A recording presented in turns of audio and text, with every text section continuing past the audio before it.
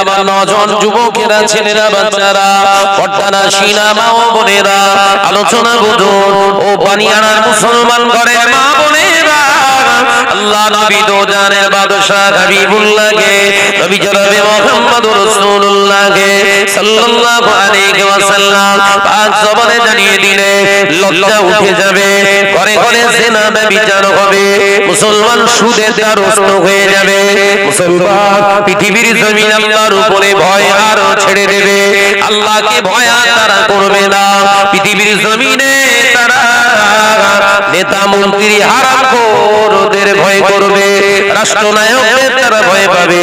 আল্লাহ নবী পাক জবানে জানিয়ে দিয়ে গেলেন আল্লাহর উপরে ভরসা তাদের ভিতর থেকে উঠে যাবে। আমার উম্মতিরা বেঈমান মুশরিক কাফের নেতাদের উপরে ভরসা করবে। ও বাবারা, যুবকেরা, ছেলেরা, বাচ্চারা, পর্দানা সিনা মা ও বোনেরা, সারাদিন না খেয়ে থাকা ভালো, 1 টাকা শুকনো হালাল টাকার মুড়িকে রাখাটা 1000 টাকা হারামের টাকায় বিরিয়ানি খাবেন না।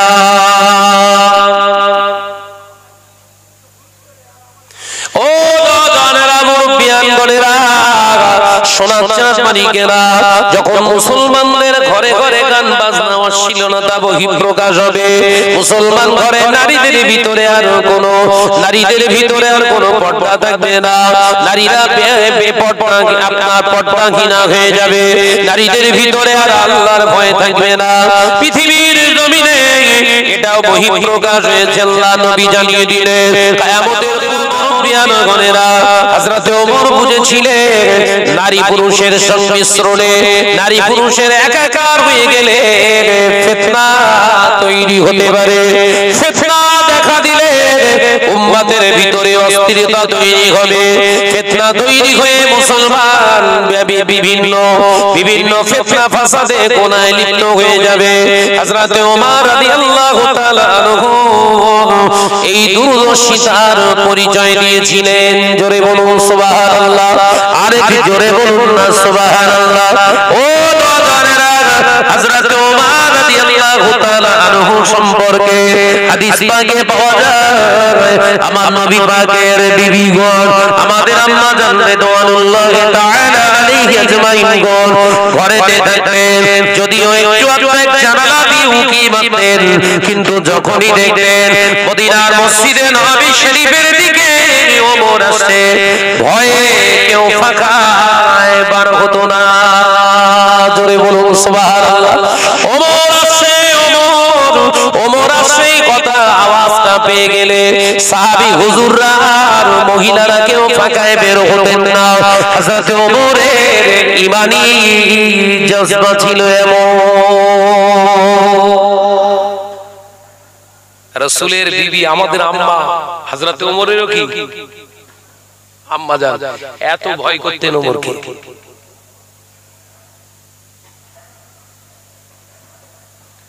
আমাদের দিকে শয়তান হাসে না ভয় পায়? কথা বলেন, আরে ভাই মন খুলে কথা বলেন না। আমাদের দিকে শয়তান হাসে না ভয় পায়?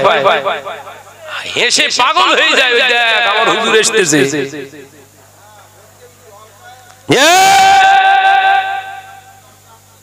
এই পাশে কি জলসাচ্ছে নাকি? পাশে এত বকতেছেন কেন? পাশ থেকে এত আওয়াজ দিবেন না। হযরত ওমর রাদিয়াল্লাহু তাআলা আনহু রাসূল পাকের কলেজার সাহাবীকে স্বয়ং শয়তান পর্যন্ত ভয় পেত। একবার জোরে বলুন না, একবার জোরে বলুন না। আমাদের দিকে শয়তান ভয় পাবে? লজ্জার কথা কি করে আমি আপনাদের সামনে বলি। একটা প্রতিষ্ঠানের সংবাদ এসেছে আমার কাছে, যাচাই বাছাই কতটা গ্রহণযোগ্য জানি না, তবে জানারা বলেছেন খুব অথেন্টিক প্রমাণ নিয়ে বলেছেন, খুব সুন্দরভাবে বলেছেন, অথেন্টিক দলিল দিয়ে বলেছেন।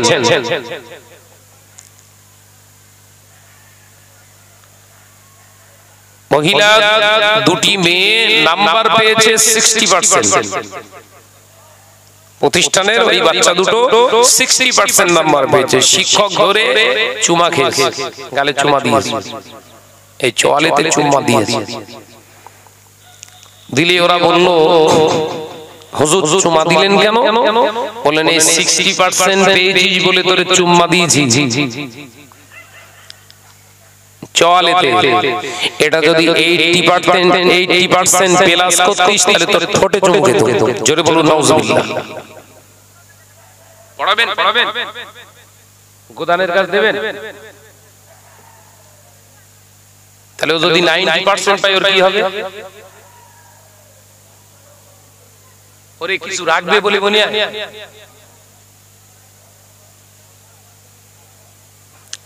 এখন আমার কাছে সাক্ষী আছে, প্রমাণ আছে। সে মেয়ে দুটো ওর বাপ শুনে ওখান থেকে পালিয়ে চলে এসেছে, পড়াবো না এখানে। আমাকে ফোন করেছে, ভাইজান এই ব্যাপারে কাউকে কিচ্ছু বলার দরকার নেই, মেয়েকে বাড়িতে পারেন তো শিক্ষা দেন।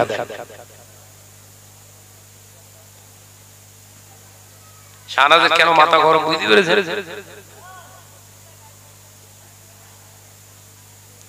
আল্লাহ এই সমস্ত কাযযাব, মিথ্যুক, এই সমস্ত প্রতারক জাতিকে ধ্বংস করেনি বলা বড় বড় দাজ্জাল, এদের থেকে আল্লাহ জাতিকে হেফাজত করেন। বলুন আমিন। জোরে বলিন আল্লাহুম্মা আমিন। জীবনে কোনোদিন দেখিনি, জীবনে কোনোদিন শুনিনি মহিলাদের সামনে নিয়ে কোনো হুজুর আলেম ওয়াজ করেছে। আজকে সমাজে সানডে মুফতি সেজে মহিলাদের নিয়ে এক স্টেজে এক মজলিসে বসে বসে কথা বলছে। তাই ইসলামকে ধ্বংস করবে কারা? কথা বুঝতে পারেন? ইসলামকে শেষ করছে কারা? আমি কোন একটা নসিহতে বলেছিলাম ভাঙড়ের ভিতরেই যে ইসলামকে শেষ করার জন্য কোন দাড়ি কাটা, শর্ট প্যান্ট পরা, বিড়িখোর, মদখোর এরা ইসলামকে ধ্বংস করবে না। ইসলামকে ধ্বংস যদি করতে হয় করবে এক শ্রেণীর এরকম স্টেজদারি হুজুররা। এই কথাটা কাটেট করে কোন এক সানডে মুফতি আমার এগেইনস্টে বক্তব্য রেখেছে। কোথায় আছে? তা গত কালকে বোধহয় একটা অসম্মান সেই হাদিসটাই দেখি এবার উৎসাহ করছে। তাহলে সেদিনে প্রতিবাদ করেছিলে কি মদ খেয়ে নাকি? কথা বুঝাচ্ছেন না? সেদিনে শাহনাজের প্রতিবাদ করেছিলে বিরুদ্ধে সমাজের সমাদৃত হওয়ার জন্য। সেই এবারাতটাই তো আল্লাহ তোর জবান দিয়ে পড়িয়ে দিয়েছে। শাহনাজ হাদিস বলেছিল বাংলায়, তুই এবারাত পড়ে তুই কি জাতিকে বোঝালি? তুই যে ধোঁকাবাজ, সমাজকে ধোঁকা দিচ্ছিস এটাও তো ক্লিয়ার। এই কথা ঠিক না? বুঝতে বলে আল্লাহ আমাদের সকলকে হেফাজত করেন। বলুন আল্লাহুম্মা আমিন। জোরে হবেন আল্লাহুম্মা আমিন। মুহাম্মাদের সঙ্গে দরুদ আল্লাহুম্মা।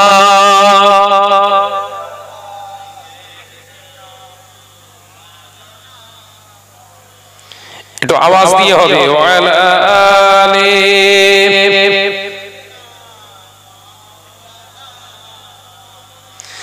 ডেকে লো রাসূলুল্লাহ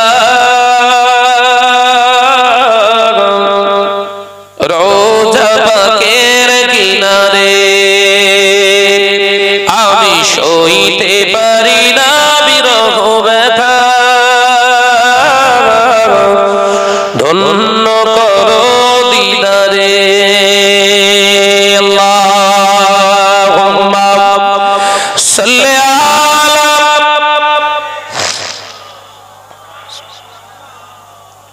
পড়েন বাবা, পড়েন ওয়ালা আলি।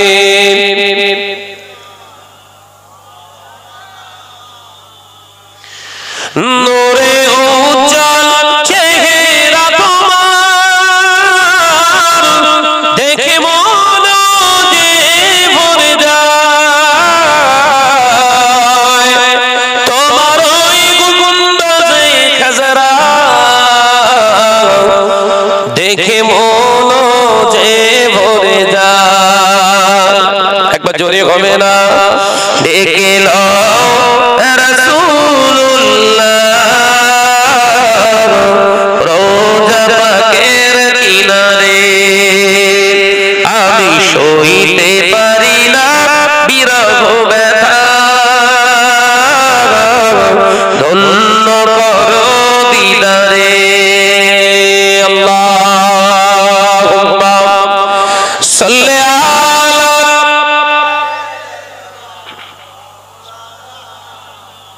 একটু আওয়াজ দিয়ে পড়ি ওয়ালা আলি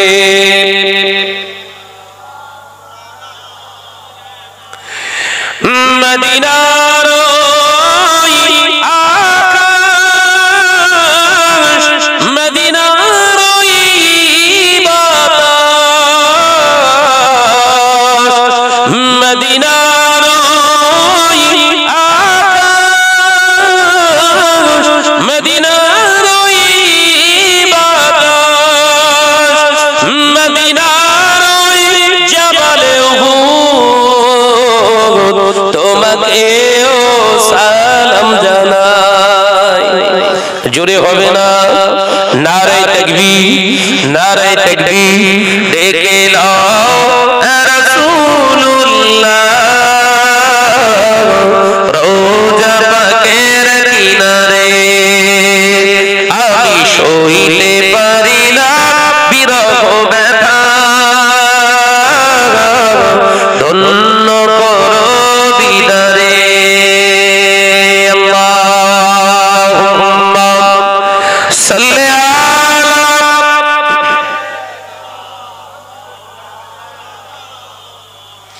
আওয়াজ দিয়ে পড়ি ওয়ালা আলি।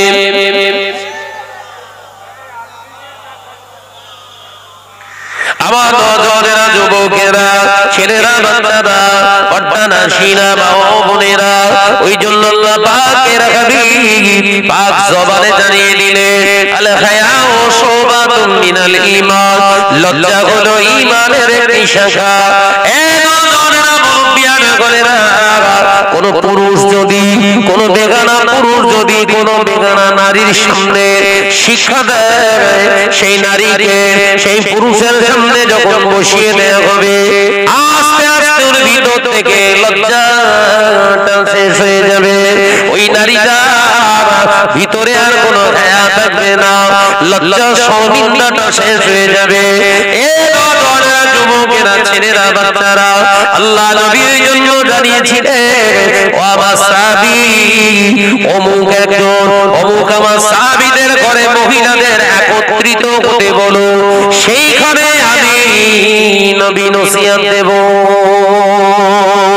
আমার নবীর চোখের গোনা ছিল না, আমার নবীর জবানের গোনা ছিল না, আমার নবীর হাতের গোনা ছিল না, আমার নবীর অন্তরের গোনা ছিল না, নবী নিষ্পাপ নিষ্কলঙ্ক।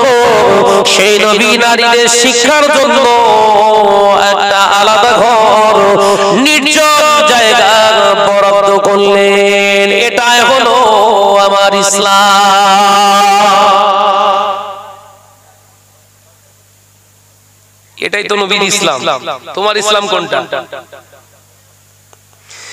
ও নজরেরা, মুরব্বিয়ান গলেরা, ছেলেরা, বাচ্চারা, পর্দানা শিরা মা বোনেরা, আল্লাহ নবী দো জানের বাদশাহ হাবিবুল্লাহকে, নবী জনাবে মুহাম্মদ রাসূলুল্লাহকে সকলে পড়ি সাল্লাল্লাহু আলাইহি ওয়াসাল্লাম পাক জবানে জানিয়ে দিলেন ও আমার সাহাবীরা, কিয়ামতের পূর্বে আরেকটি আলামত বহিঃপ্রকাশ হয়ে যাবে, আরেকটা আলামত বহিঃপ্রকাশ হয়ে যাবে। সেই আলামতটা হলো পৃথিবীর জমিনে মুসলমান নামাজ পড়বে, রোজা করবে, হজ করবে, যাকাত দেবে। পৃথিবীর জমিনে মসজিদগুলো আলিশান আলিশান দেখতে সৌন্দর্য মডিফাই মসজিদ তারা করবে, ভালো ভালো ভালো ভালো তারা শিক্ষা প্রতিষ্ঠান বানাবে, মসজিদ বানাবে। কিন্তু না না না, দাড়ি থাকবে, টুপি থাকবে, জুব্বা থাকবে, আল্লাহর ভয় ওদের অন্তরে থাকবে না। এই তো বাস্তব আমরা দেখতে পাচ্ছি তো। এই কথা বলছেন না, এটা তো কিয়ামতের আলামত, আমরা তো চোখ চাক্ষুষ দেখতে পাচ্ছি।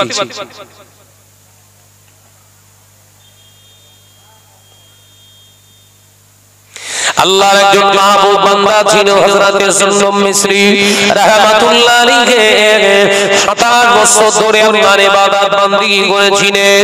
হযরতে সুন্নুম মিসরি রাহমাতুল্লাহ আলাইহি আল্লাহর ইবাদত বندگی করেছিলেন। কোন একজন মহিলা, কোন একজন নারী হযরতে সুন্নুম মিসরি রাহমাতুল্লাহ আলাইহির সামনে দিয়ে হেঁটে হেঁটে যাচ্ছিলেন, পায়ের তোড়ার আওয়াজে ঝুমঝুম আওয়াজ পেয়ে হযরতে সুন্নুম মিসরি রাহমাতুল্লাহ আলাইহি চোখ দুটো খুলেছিলেন, চোখ খুলে দেখলেন নারী যায়, নারী যায়।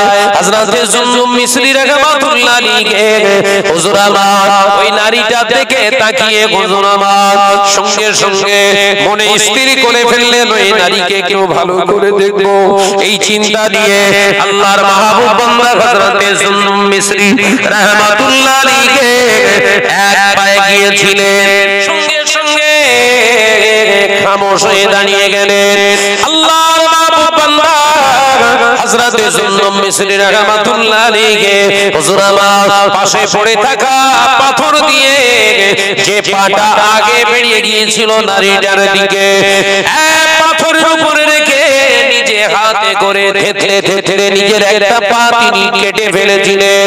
তিনি কেটে ফেলে ওই পায়ের দিকে বারে বারে তাকিয়ে তাকিয়ে বলেছিল, ওরে পা, ওরে পা, 25 থেকে 27 বছর ধরে যে আল্লাহর ইবাদত বান্দেগি করলাম, শয়তানের ওয়াসওয়াসা কোনদিন আমাকে দাগা দিতে পারেনি, দাগা দিতে পারেনি। তুই এমন কি তোর ভিতরে তৈরি করলি, একজন নারীর দিকে তাকিয়ে পা গিয়ে দিলি, তাই তো তোর আমার শরীর থেকে আলাদা করে দিলাম। পোকার খোরা হয়ে থাক, যে আল্লাহর হুকুমের বিরুদ্ধে পা বাড়ায় তার পা কেটে পোকার খোরা করে দিলাম। জোরে বলুন সুবহানাল্লাহ।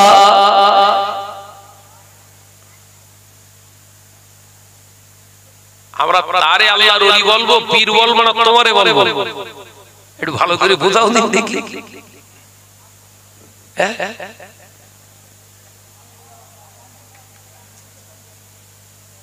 কার আল্লাহর ওলি বলবো, পীর বলবো কার? একজন বেগানা নারীর দিকে পা এগিয়ে গেছে বলে পা কেটে ফেলেছে তার, না তুমি এক জায়গায় বসে হুজুরগিরি করতেছো, তোমার পীর কার বলবো? আমাদের এখনো চিন্তা মাথা কাজ করছে না তো।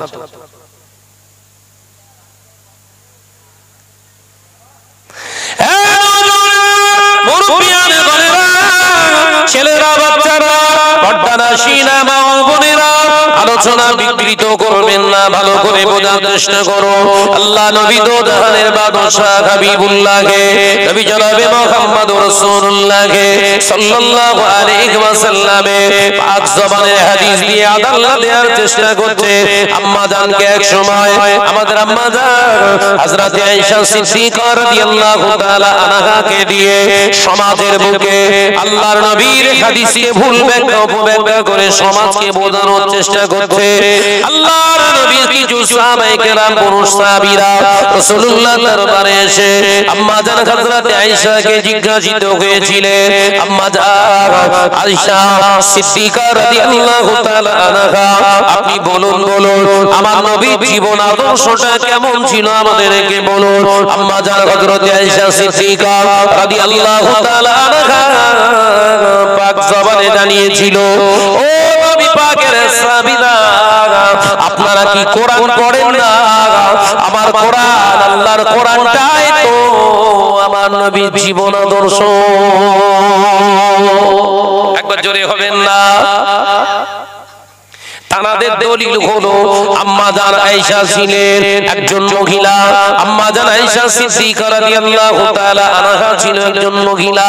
আর জানারা জিজ্ঞাসা করতে এসেছিলেন, তারা তো সব গায়ের মাহরাম পুরুষ সাহাবীরা, পুরুষদের নারীদের সাউন্ড পুরুষদের জন্য হারাম যদি হয়, তাহলে আম্মা জান আয়েশার গলার আওয়াজটা কেন পুরুষরা সাহাবীরা শ্রবণ করেছিল?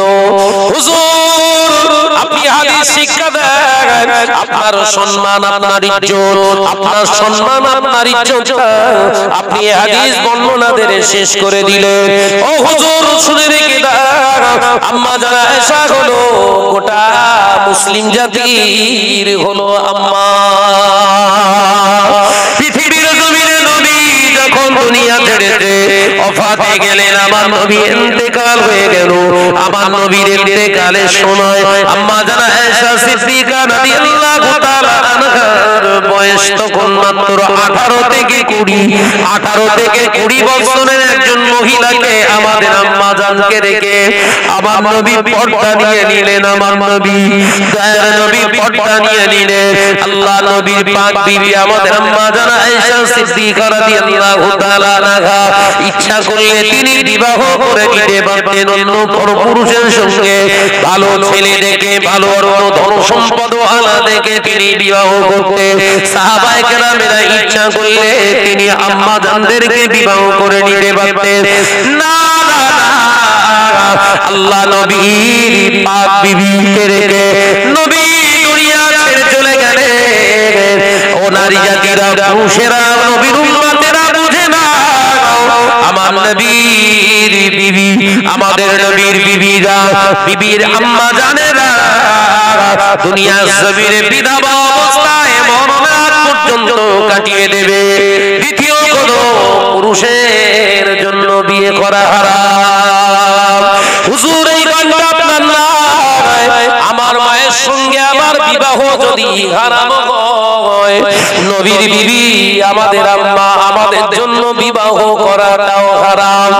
ও বাবাজি, তাহলে আমার আম্মার কণ্ঠস্বর শোনা যদি আমার জন্য হারাম হয়, নবীর বিবি আমাদের আম্মা জানের কণ্ঠস্বরটা সাহাবীদের জন্য হালাল।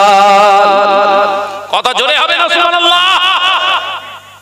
আলোচনা বোঝা যাচ্ছে?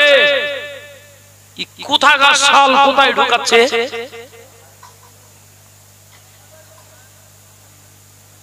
হ্যাঁ, কি সর্বনাশ করছে? নবী আলাইহিস সালামের বিবিগণ আমাদের আম্মা সুবহানাল্লাহ বলে। আমাদের জন্মদাতা, আমাদের জন্মদাত্রী আমাদের আম্মা জান, আমাদের আম্মা, আর যাদের আমরা দুধ খেয়েছি, দুধ খেয়ে বড় হয়েছি, তাদের সঙ্গে আমাদের বিবাহ করা হালাল না হারাম? হারাম। নবীর বিবি আমাদের আম্মা, তাদের সঙ্গে বিয়ে করা উম্মতি মুহাম্মাদীদের কিয়ামত পর্যন্ত হারাম। আমার আম্মা আমাকে ডাকতে পারে না, আমার আম্মাকে আমি প্রশ্ন করতে পারি না। সাহাবায়ে কেরাম, আমরা এই সময় আমার নবী পাক সাল্লাল্লাহু আলাইহি ওয়াসাল্লামের বিবি আমাদের আম্মা জান রিদওয়ানুল্লাহি তাআলা আলাইহি আজমাইনগণ যদি হায়াতে থাকতেন, আমরাও সুযোগ পেলে আম্মাদেরকে প্রশ্ন করতে পারতাম, তিনি যথারীতি আমাদের উত্তর দিতে পারতেন। লা বাসা জায়েজান, কোনো অসুবিধা নেই, আমাদের জন্য জায়েজ, হালাল। একবার জোরে বলো।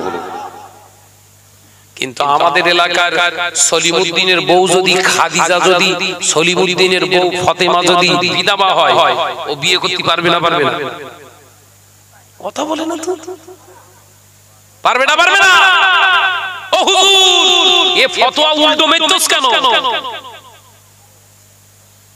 এই কথাটা ঠিক বলিস না ভুল বলিস? কি সর্বনাশ করতেছিস তুই?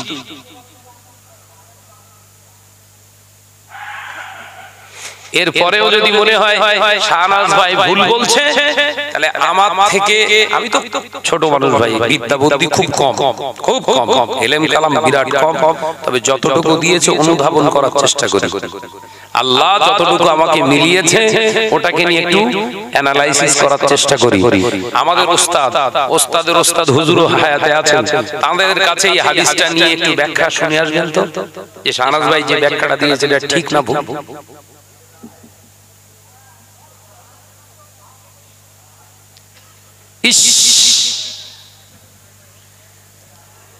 জাতি আর কত ধোঁকা খাবে?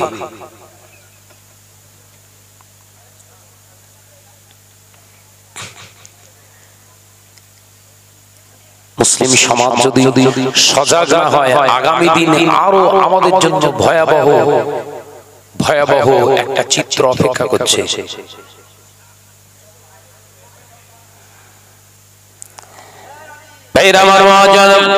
ভাইরা আমার নজন যুবকেরা, ছেলেরা, বাচ্চারা, পর্দানা সিনা মা ও বোনেরা, আলোচনা বুঝুন। ও বানিয়ানার মুসলমান ঘরের মা বোনেরা, আল্লাহ নবী তো জানের বাদশা হাবিবুল্লাহকে নবী জনাবে মুহাম্মদুর রাসূলুল্লাহকে সাল্লাল্লাহু আলাইহি ওয়াসাল্লাম পাক জবানে জানিয়ে দিলে লজ্জা উঠে যাবে, ঘরে ঘরে জিনা ব্যভিচার হবে, মুসলমান সুদের দ্বারস্থ হয়ে যাবে, মুসলমান পৃথিবীর জমিন আল্লাহর উপরে ভয় আর ছেড়ে দেবে, আল্লাহকে ভয় আর তারা করবে না, পৃথিবীর জমিনে তারা নেতা মন্ত্রী হারামখোরদের ভয় করবে, রাষ্ট্রনায়কদের তারা ভয় পাবে। আল্লাহ নবী পাক জবানে জানিয়ে দিয়ে গেলেন আল্লাহর উপরে ভরসা তাদের ভিতর থেকে উঠে যাবে। আমার উম্মত উম্মতিরা বেঈমান মুশরিক কাফের নেতাদের উপরে ভরসা করবে। ও নওজওয়ানেরা, যুবকেরা, ছেলেরা, বাচ্চারা, পর্দানা সিনা মা ও বোনেরা, সারাদিন না খেয়ে থাকা ভালো, 1 টাকা শুকনো হালাল টাকার মুড়িকে রাখাটা 1000 টাকা হারামের টাকায় বিরিয়ানি খাবেন না।